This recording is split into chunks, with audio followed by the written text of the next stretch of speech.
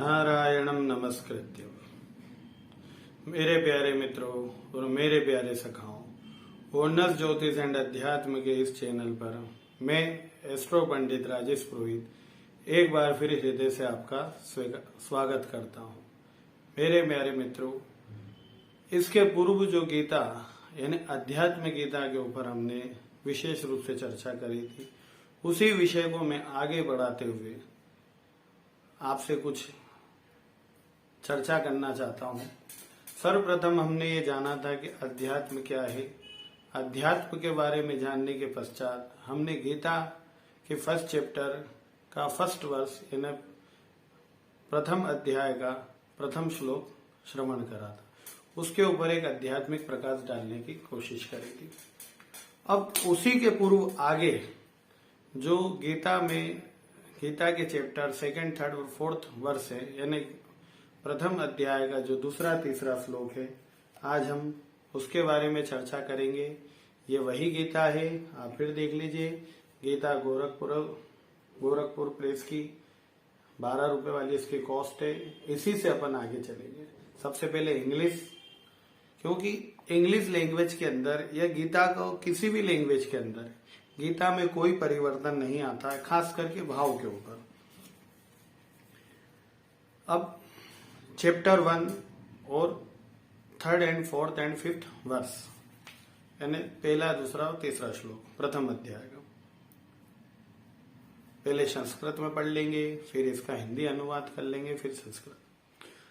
पश्यताम पांडुपुत्राणाम आचार्य महतिम चमुम व्यूणाम द्रुपद पुत्रेण तव शिष्येण धीमता। इंग्लिश में है, Behold, O revered master, the mighty army of the sons of Pandu, arrayed for battle by your talented pupil, Drishtadumna, son of Drupada। छठा है इसमें जो 4, 4th, 5th and 6th verse लिए हैं, एक साथ लिए हैं, और इनका एक साथ ही एक्सप्लेनेशन भी करना होगा, क्योंकि ये 4 श्लोक ना होके, 4 वर्स ना होके केवल एक ही वर्स है।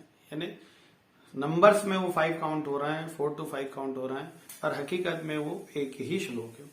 अत्र शूरा महेश्वासा भीमार्जुन समायुधि योधानो विराटश्च द्रुपदश्च महारथा दृष्टकेतुश्चैकितान काशीराजश्च वीर्यवान् पुरुजित कुन्तिभोजश्च शैव्यश्च नरपुङ्गवाः युधामन्युश्च विक्रान्ता उत्तमोजाश्च वीर्यवान् सौभद्रो द्रौपदेयाश्च सर्वे एव महारथा।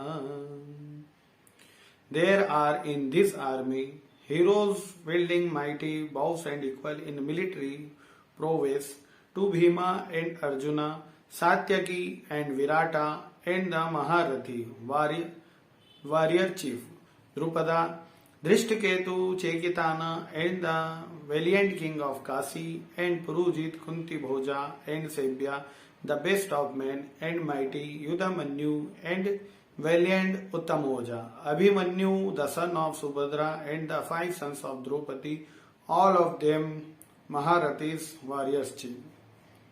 अस्माकं तु विशिष्टायेन तन्निबोधिजोत्तमा नायकामं सैन्यस्य संज्ञातं तान् ब्रवीमि ते। O best of Brahmanas, now them also who are the principal warriors on our side, the generals of my army, for your information I mention them।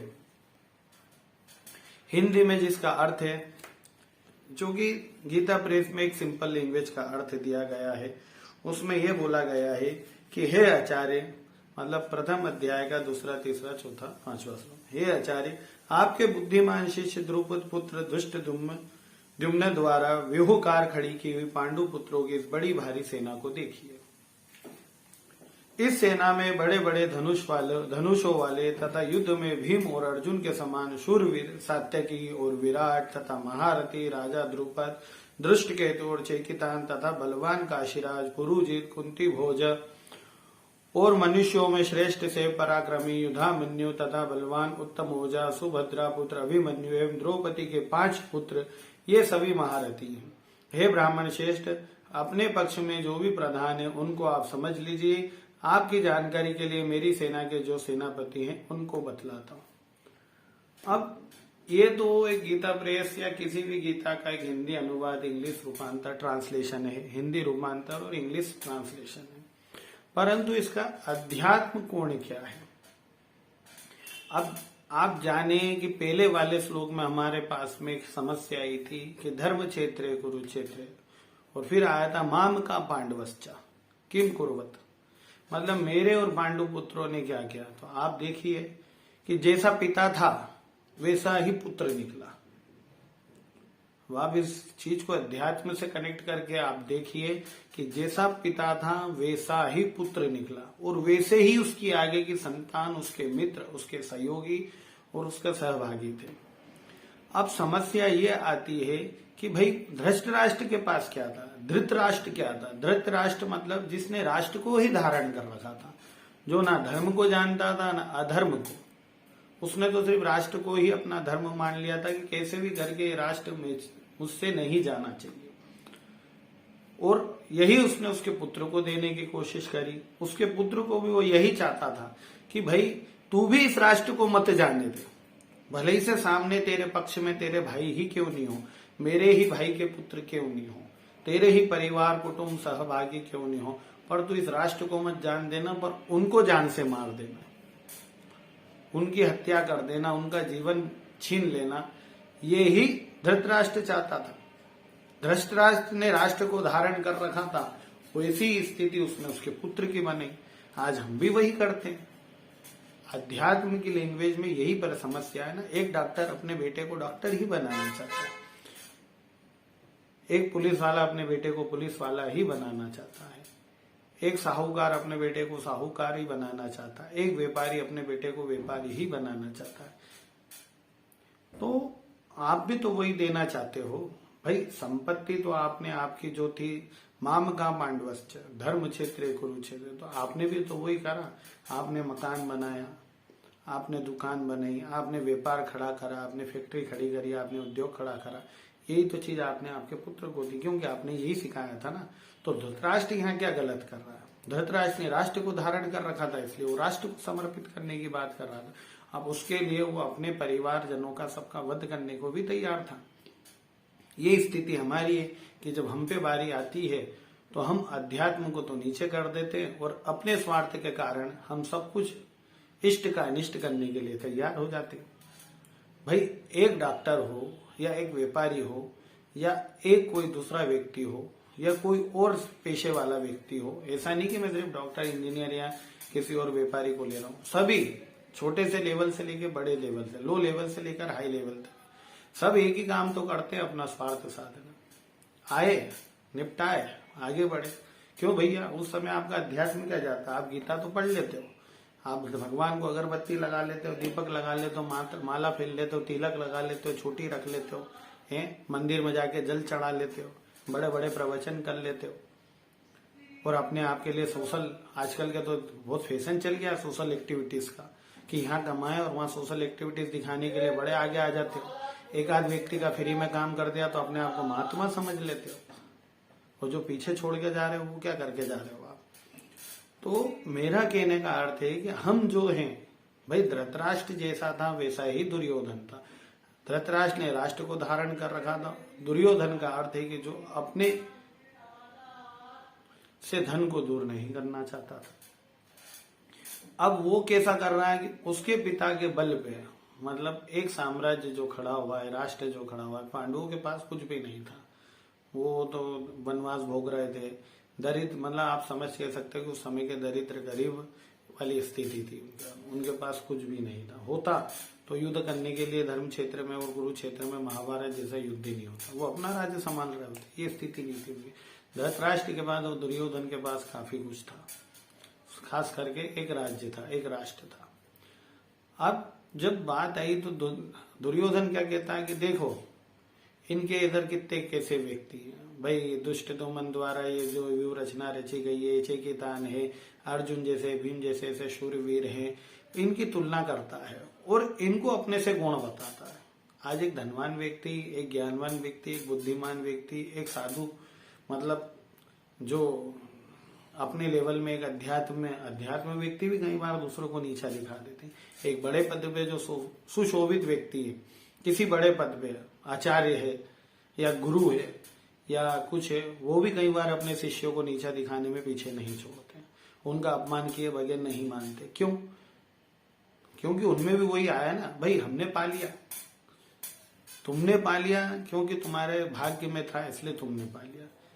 भाई आकाश तो तुमने नहीं बनाया, पृथ्वी तो तुमने नहीं बनाई, एक कण पृथ्वी का बना के देखो, आपसे बन जाए तो। मिट्टी से मूर्त बना लोगे, आकाश से कुछ चीज लेके अपनी एक प्रकृति बना लोगे, हैं सारे काम तुम यही कर रहे हो, तुमने क्या बना लिया? तो जो ज्ञान मिला तुमको, जो बुद्धि मिली, जो धन मिला, जो सम्मान मिला, जो परिवार मिला, जो कुटुंब मिला, जो अर्थ सिद्धि हुई, वो सब तुमको यहीं से मिली है, कोई बाहर से थोड़ी ना तुम लेके आ गए। और तुम्हारे में इतनी काबिलियत है तो तुम बना के दिखा दो। पैसे से पैसा बढ़ाया, परिवार से परिवार बढ़ा, संपत्ति से संपत्ति बढ़ी, तो जो मिली आपको इस विश्व से ही मिली ना, इससे बाहर तो कुछ नहीं मिला। अब यही कि भाई जब आप बड़े पद पे हो जाते हो तो आप लोगों को गुण देखने लग जाते। यही धृतराष्ट्र के पुत्र दुर्योधन, क्योंकि पिता ने वही करा था तो पुत्र ने भी वही करा, इसलिए धृतराष्ट्र ने बोला था कि मामगा पांडवस्य, क्योंकि मेरे पुत्र तो मेरे ही समान हैं, वो मेरे जैसा ही सोचते हैं। अंधे, पत्नी इतनी बड़ी वाली थी कि पति अंधा था तो उसको रास्ता दिखाना था तो उसने भी आंख पे पट्टी बांध ली। अपने बच्चों को मार्ग दिखाने के लिए उसने आंख की पट्टी नहीं खोलना पसंद करी, बांधना पसंद करी। वही काम है कि आज हम भी हमारी संतान को क्या दे रहे हैं, शिक्षित कीजिए, एक हायर एजुकेशन दीजिए, एक अच्छी जिंदगी भी दीजिए जिसमें भोग हो, पर उसमें अध्यात्म का, ईश्वर का वास भी हो, योग भी हो, क्योंकि आपके पास भी कोई आए, क्योंकि आप भी नीचे से ही ऊपर उठे हैं, एकदम ऊपर तो कोई नहीं आया था। तो जब हमारे सामने भी पांडव जैसी सेना है या पांडु किसी रूप में आए तो आप उनको नीचा नहीं देखें। अध्यात्म यही कहता है कि उनमें समान देखें। अगर दुर्योधन, धृतराष्ट्र अगर पांडवों में समानता देख लेता तो उसका पुत्र ये भेदभाव नहीं करता। पिता ने नहीं देखा इसलिए पुत्र ने भी, जो पिता ने देखा वही देखा। माता ने भी नहीं देखा तो पुत्र ने वही देखा जो माता ने देखा। माता पिता प्रथम गुरु हैं, द्रोणाचार्य उनके गुरु थे, उन्होंने भी उन्हें नहीं देखा। तो पितामह वृद्ध भीष्म पितामह ने भी दुर्योधन में, पांडवों में अपनापन नहीं देखा, हस्तिनापुर को प्रधान मानते थे। इसलिए क्या है कि जब आप भी अध्यात्म में आए तो जब सामने का पक्ष है उसको गौण ना करें, क्योंकि उसका भी अपना एक वर्चस्व है, आपकी प्रधानता में कहीं उसका भी श्रेय है। तो गीता के ये चैप्टर हमें, फर्स्ट चैप्टर के वर्सेस 2, 3, 4, 5 ये हमें बताते हैं कि जब हमारे सामने कोई आता है, दुर्योधन के सामने सेना के रूप में पांडव खड़े थे, हमारे सामने कोई खड़ा होता है तो वो भी हमारा ही अपना है, हम में से ही एक है। हम भी जीव हैं, क्योंकि भगवान ने 15वें अध्याय में बोला है, ममई वांसो जीव लोगे जीव होता सनातना मना षष्टानि निंद्रयाणि प्रकृति स्थानी कर्षति। ईश्वर की नजर में ना हम डॉक्टर हैं, ना इंजीनियर हैं, ना कोई मंत्री है, ना कोई संतरी है, ना कोई व्यापारी है, ना कोई छोटा है, ना कोई बड़ा है, केवल एक भूत, एक प्राणी, एक जीव है। जो मंत्री के अंदर प्राण है वह भी एक जीव का ही है, और एक चींटी में जो प्राण है वह भी जीव ही है। चाहे वो साधु हो, चाहे वो संत हो, चाहे महात्मा हो, चाहे गुरु हो, चाहे अमीर हो, चाहे उद्योगपति हो, चाहे अरबपति हो, चाहे खरबपति हो, चाहे मंत्री हो, चाहे देश का राजा हो, केवल ईश्वर की नजर में वह एक जीव है। यहाँ तक कि आपके माता पिता वगैरह परिवार सब कुटुंब जिसे आप अपने अपने नाम से पुकारते, ये उनके नाम है, पर नाम के पीछे केवल वह एक शरीर है, पंचभूत शरीर है, और उस शरीर में केवल एक जीव आत्मा का वास है। तो ईश्वर की नजर में हम सब जीव हैं, इसलिए हमें अपने ही जैसे उन भाव से उन पे दृष्टि रखना है। आज के लिए इतना ही। अगर आपको यह वीडियो पसंद आया हो, अच्छा लगा हो, और आपको ऐसा लगता है कि ये वाकई में ही अध्यात्म की एक भाषा है, तो प्लीज़ इसे लाइक करें, शेयर करें, सब्सक्राइब करें, कमेंट करें और मुझे प्रोत्साहित करें, इनकरेज करें। क्योंकि गीता छोटी मोटी नहीं है, 700 श्लोक आपसे शेयर करना है। तो अगर रिस्पांस नहीं मिलेगा तो यूट्यूब चैनल भी प्रमोट करता नहीं है, आपको मालूम है। यूट्यूब को भी कोई इंटरेस्टेड रहता नहीं है इन चीज़ों में। अगर आपको लगे कि यार ये वाकई में है तो आप प्रमोट करिए, जिससे यूट्यूब को भी इंकरेज करने में आए, वो आगे बढ़ाए, चैनल को प्रमोट करे। इसलिए जब तक के लिए नमो नारायण।